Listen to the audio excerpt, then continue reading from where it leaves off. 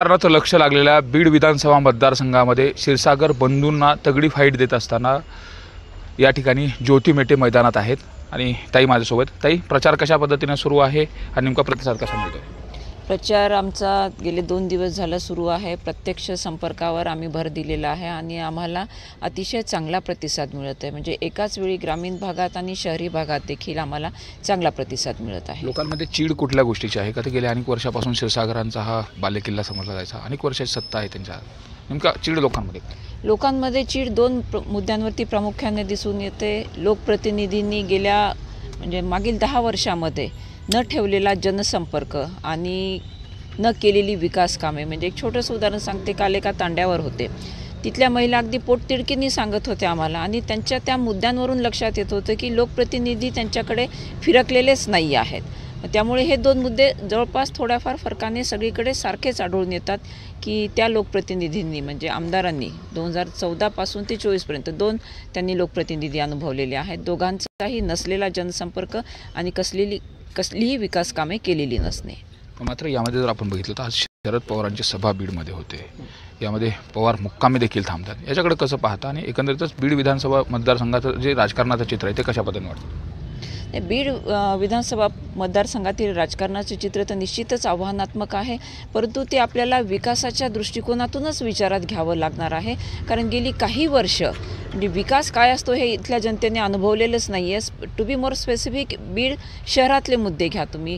पाणी असेल, गटारं असतील किंवा तुमचा वीज पुरवठा असेल आणि सार्वजनिक स्वच्छता, ज्याला आपण कचरा उचलले म्हणू, या बाबीकडे नगरपालिका प्रशासन सपशेल अपयशी झालेलं असतानाही लोकप्रतिनिधींचं आणि प्रशासनाचं दोघांचंही दुर्लक्ष. त्यामुळे ह्या बाबींचा सामना इथल्या जनतेला करावा लागत असताना प्रत्येक राजकीय पक्षाने याच्याकडे केलेलं अक्षम्य दुर्लक्ष ही वेदना किंवा ही भावना जनतेच्या मनात ठसठसते आहे. मात्र मागच्या 2019च्या निवडणुकीमध्ये पवारांची अशाच पद्धतीची सभा झाली होती.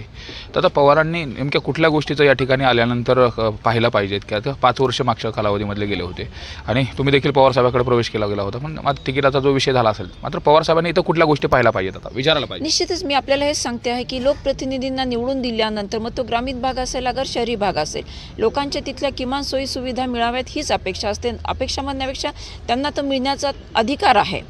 त्यामुळे शहरामध्ये नगरपालिका प्रशासन अपयशी का ठरलं, मग नगरपालिका प्रशासनावरती का अंकुश ठेवता आला नाही, नगरपालिका प्रशासन अपयशी ठरत असताना स्थानिक लोकप्रतिनिधींनी काय केलं, किती वेळा याच्यावरती आवाज उठवला.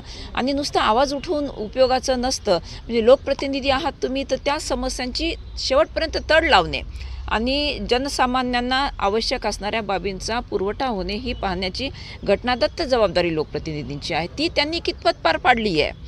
आज आपण जेव्हा मतं मागण्यासाठी सर्वसामान्य मतदारांपर्यंत जातोय ते हे सांगणं तर भागच आहे ना की मागील 5 वर्षामध्ये ज्या गोष्टी लोकांच्या समोर नन्नाचा पाढा आहे त्या गोष्टी पुरवण्यासाठी जबाबदार कोण होतं आणि मग त्यांनी त्याच्यावरती काय केलं ही बेसिक बाब आहे आणि त्याच्यापासूनच सुरुवात झाली पाहिजे. मात्र इथं जर बघितलं आपण तर क्षीरसागर बंधूंमध्ये लढत होते. दोन्ही जे राष्ट्रीय पक्ष आहेत, महाविकास आघाडी आणि महायुती, यांच्याकडनं त्या ठिकाणी दोघांना संधी देण्यात आलेली. दोघंही उमेदवार आहेत मैदानामध्ये.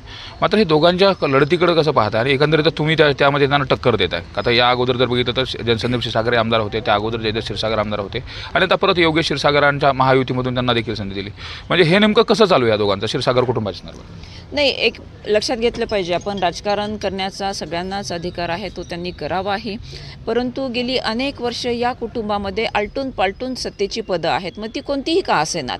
परंतु तशी असतानाही आणि महत्त्वाचं म्हणजे नुसती ती पदं नाही आहेत, त्यांच्याकडे मंत्रिपदं देखील आहेत, महत्त्वाची वजनदार खात्याची मंत्रिपदं असतानाही बीड जिल्हा, बीड तालुका विकासापासून कोसो दूर का?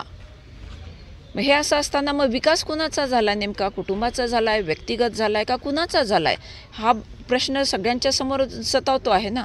त्यामुळे या प्रश्नाचं उत्तर सर्वसामान्य जनतेला मिळालंच पाहिजे आणि जे आज मत मागू पाहतायत त्यांची ती जबाबदारी आहे ही उत्तर देण्याची.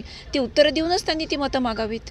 मेटे साहेबांनी अनेक वर्ष याच क्षीरसागर कुटुंबाच्या विरोधामध्ये राजकारण केलं होतं. 2014 निवडणूक देखील लढवली होती. अवघ्या काही मतांना त्यांचा पराभव झाला होता. आता त्यांचं जे अधूर राहिलेलं स्वप्न ते कशा पद्धतीने पूर्ण करणार? एक लक्षात घेतलं पाहिजे की 2014मध्ये पराभव झाल्यानंतर साहेबांनी सातत्याने या भागातील जनतेशी नाळ जोडून ठेवलेली आहे. सतत असणारा जनसंपर्क आणि सर्वसामान्यांची त्यांनी केलेली कामं म्हणजे आपल्याला सगळ्यांना आठवत असेल की बीडमध्ये साहेबांनी साधारण 7-8 कोटीची ती विकास कामं आणलेली होती.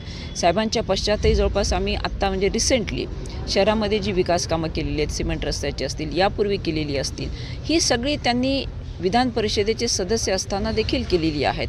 या सार्वजनिक स्वच्छतेवरती त्यांनी उठवलेला आवाज असेल किंवा नगरपालिका प्रशासनाला त्या गोष्टी करण्यास भाग पाडलेला असेल, बिंदुसरेची स्वच्छता असेल, इथे पर्यटनाला वाव मिळून रोजगार वाढावा यासाठी त्यांनी तो युवा शांतीवनचा प्रकल्प रेटलेला असेल.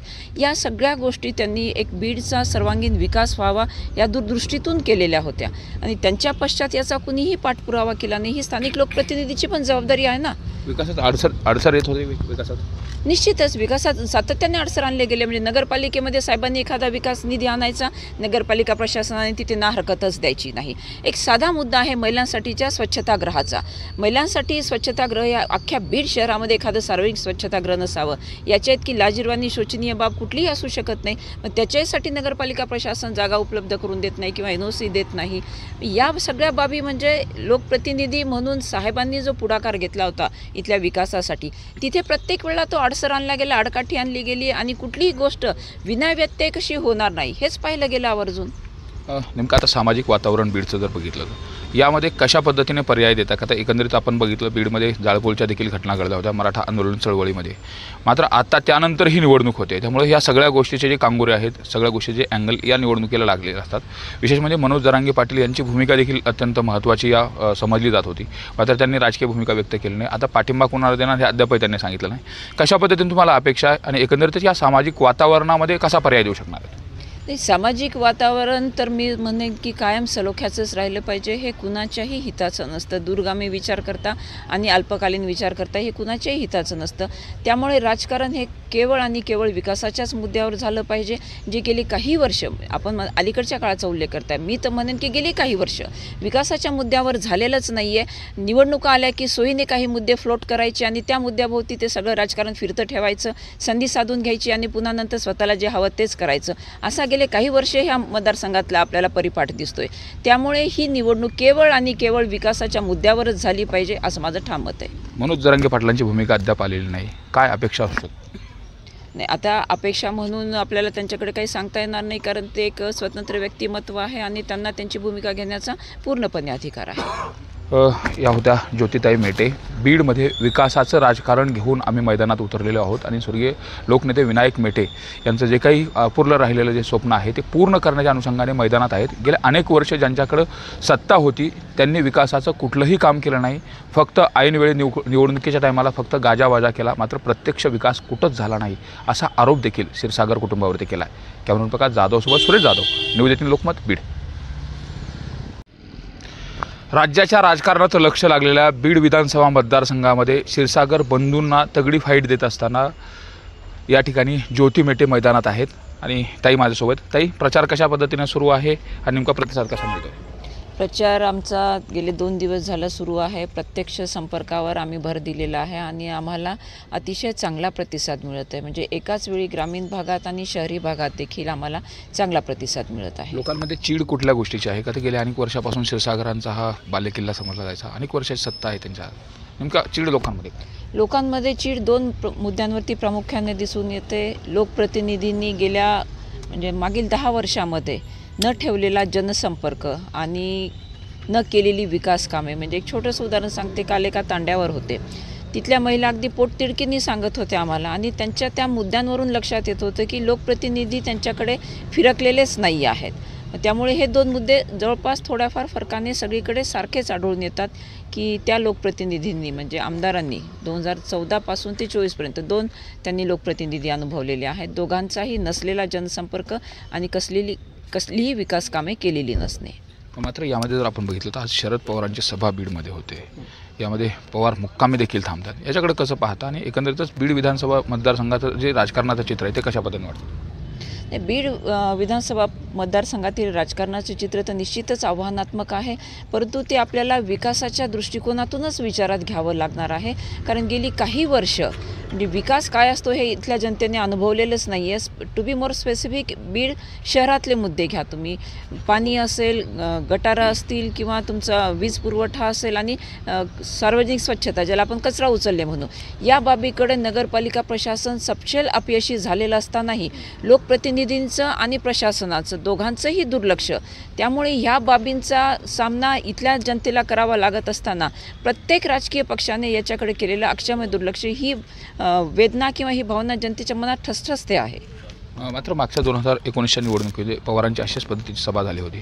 तर आता पवारांनी नेमक्या कुठल्या गोष्टीचं या ठिकाणी आल्यानंतर पाहायला पाहिजेत की आता 5 वर्ष मागच्या कालावधीमधले गेले होते आणि तुम्ही देखील पवार साहेबांकडे प्रवेश केला गेला होता, पण मात्र तिकिटाचा जो विषय झाला असेल, मात्र पवार साहेबांनी इथं कुठल्या गोष्टी पाहायला पाहिजेत, आता विचारायला पाहिजे. निश्चितच मी आपल्याला हेच सांगते आहे की लोकप्रतिनिधींना निवडून दिल्यानंतर मग तो ग्रामीण भाग असेल अगर शहरी भाग असेल,